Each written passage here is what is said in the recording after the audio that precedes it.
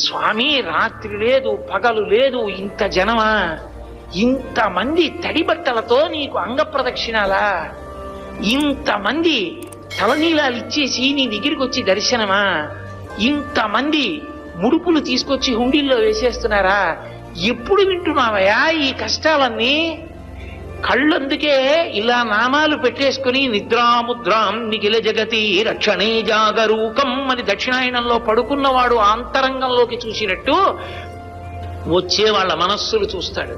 వ్యాసుడు అందుకే ఓ మాట అన్నాడు, వెంకటాచల క్షేత్రంలో వెంకటేశ్వర స్వామి వారి ముఖమండలం బహుప్రసన్నంగా ఉంటుంది.